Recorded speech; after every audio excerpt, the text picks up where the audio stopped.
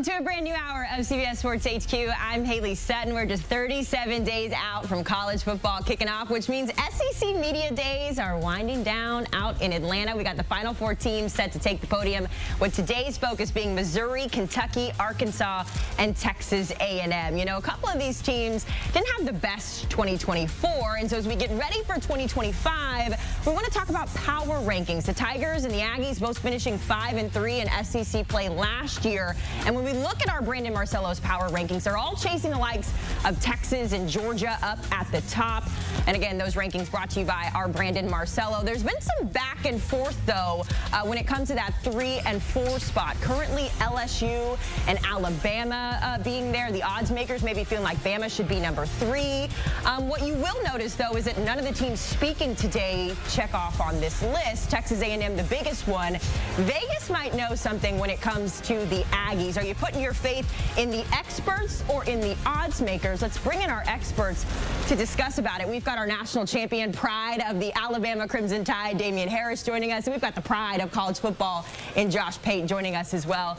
Guys, we're going to try to figure out here who's got the right recipe for some of our predictions, whether we're going with Vegas or if we're going with what some of you guys have to say. And we're starting at the top with Alabama and LSU. Right now in our current power rankings, Alabama comes in at 4th, Damien, behind LSU. When we think about the way the college football playoff is changing, we know that last year the SEC got 3 teams in. So you'd like to think, Damien, that 1 through 3 spot's going to be really important as the season goes along. So I want to put you on the spot here. I want you to advocate for your Crimson Tide, why you believe that they should be the number 3 team on this power rankings list. Well, here's what I would say. From a structural standpoint, I would go Alabama. Listen, obviously it was a down year for Kalen DeBoer. It was his first season as Alabama's head coach, but he's got a lot of things to build on. And if I know anything about the Alabama way, it is that you learn from your mistakes very quickly. And I know Kalen DeBoer knows that, and I know he's going to be willing to implement that to his team. And when I look at Brian Kelly and LSU, I see a team with a really, really good quarterback. They've got some good pieces on defense. Granted, they have added a lot, but I go back to the structural piece of it, Pate. Brian Kelly has been in the hot seat conversation for a little while now. And if there is not success this year and there's not success early, I think that the wheels are going to start to fall off. You might start to lose the locker room again like we wondered last year. Then there's going to be the questions about, is Brian Kelly going to finish out the year? Obviously, we know they have a potential generational quarterback in Garrett Nussmeier. He could lead the draft class for next year's class. But just from the structural piece alone, like these are 2 teams with good coaching staffs, great talent, but just from the structural piece, I think Alabama has an edge, with the fact that Kalen DeBoer is also trying to connect the new Alabama regime to the old Nick Saban Alabama way. I think it's really interesting. So your old team went down there, blew them out in Baton Rouge last year. Like we usually do. They got to come to you this year. I'm looking at Kalen DeBoer going into year 2. A lot of the same pieces he had last year returning. You could even argue there's upgrades somewhere. I guess the LSU hope, and it may be valid, is in the critical infusion of portal pieces. And if all those guys pan out, you don't have an LSU doubter here. I actually think they could win the conference if they all pan out. I just think there's a lot of hope, faith, and confidence being placed, just like there is at Penn State, in the idea that a returning starting quarterback magically gets 15 or 20% better. Well, he could just play like he did last year. He could regress 5%. Of course, LSU could help him with a run game. So there's a lot of variable. That's actually why we're at this event and why we're talking about it, and they'll eventually play the games on the field. But if you said, Haley, that there's some disagreement and some people think you should flip 3 and 4, I wouldn't push back on that. I'd probably do the same thing.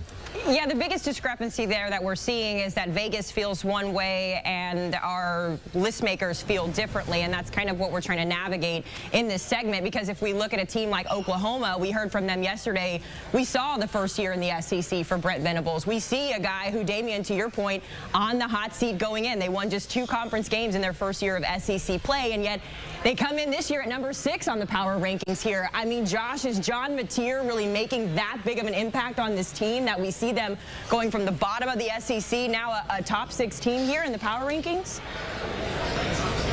Yeah, I know nothing about cooking.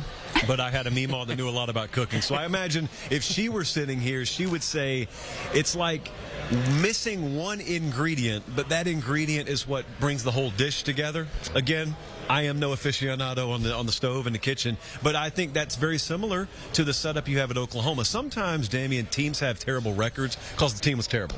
Correct. Other times you have terrible records because you had a lot of good pieces in place, but the one ingredient that you missed was the one that made the entire dish fall apart. And I would say play calling, offensive infrastructure, quarterback play, those were the ingredients, if you want to wrap that up into a singular function that they lacked last year. So it's very interesting what you can do these days in college football. You go and get the quarterback, but you also get the coordinator with the quarterback to come your way via Washington State.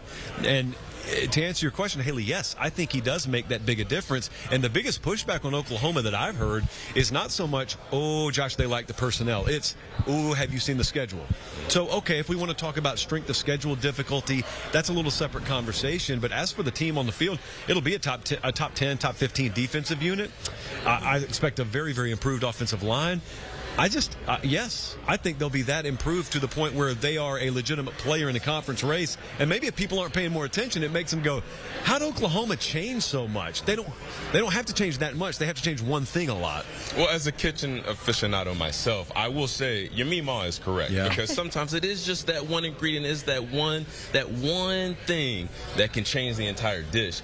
I'm not necessarily confident that John Mateer is just that one piece, or that Oklahoma is only missing just one piece, because when I look at this team from last year, yes, we talk a lot about Jackson Arnold and his inefficiencies as a quarterback, but there was also a lot of conversation about lack of weapons at receiver. There wasn't a run game that was very prevalent. So although John Mateer might be a very good piece or a very good ingredient to add to this formula, I'm not sure that I think it's enough to get them to rank them over a promising South Carolina, a rising Florida, or a team like that. We kind of see the opposite when we look at a team like Texas A&M, another team that maybe didn't have the best 2024 season, at least to end, but they don't make the top 10 that we just showed in those power rankings. And yet, Josh, the odds makers are giving Texas A&M the 5th best shot to win this conference. So kind of the inverted question there, what are odds makers maybe seeing out of Texas A&M that the list makers are not? Yeah, they're seeing what I see. I do agree. Any list that doesn't have that team in the top 10 or even top 8, top 7 to win the conference, I think is probably a list that's undervaluing them a little bit. There's not a lot of flash. Haley, there aren't a lot of guys like when I say South Carolina, Damien will say Lenore Sellers. When I say Florida, Damien could quickly say DJ Lagway.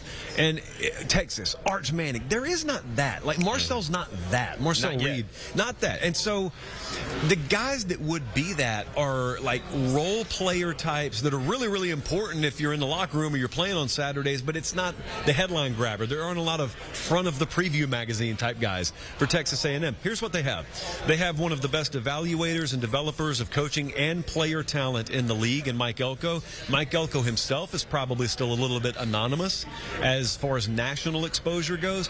They, Haley, have the best shot of any team in this league of replicating what Notre Dame did last year from a formula standpoint. Not throwing the ball all over the place, but it's a ground and pound attack. And one of the most insulting things is when they can tell you it's coming and you still really can't stop it because you don't have the personnel to stop it. If they're going to win games, that's how they'll win games. It'll be a ton of one-possession games, ton of dog fights. I just think year 1 to year 2, you will see a noticeable uptick in their production, and I completely agree. I think there's some teams listed there that may disappoint. A&M's not a team listed there. I think they may surprise. Well, you know what you just reminded me of when you talked about a team full of role players that do their job very well, not a bunch of front-page cover guys, a general-like leader that's the best at developing and evaluating talent.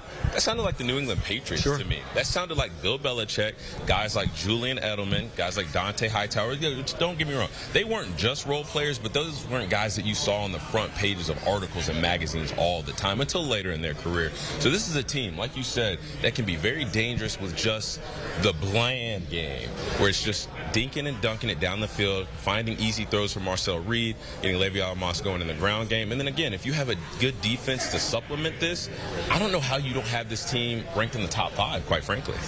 Of course, we'll hear from Texas A&M and Mike Elko and the crew later today. Guys, before we let you go, I should say, we do have 3 other teams speaking today in addition to Texas A&M, Missouri, Kentucky, Arkansas. Damien, I'll come to you first here. As SEC Media Days wraps up with those 4 teams, what are the biggest storylines, the biggest questions that you still have when it comes to these final 4 teams?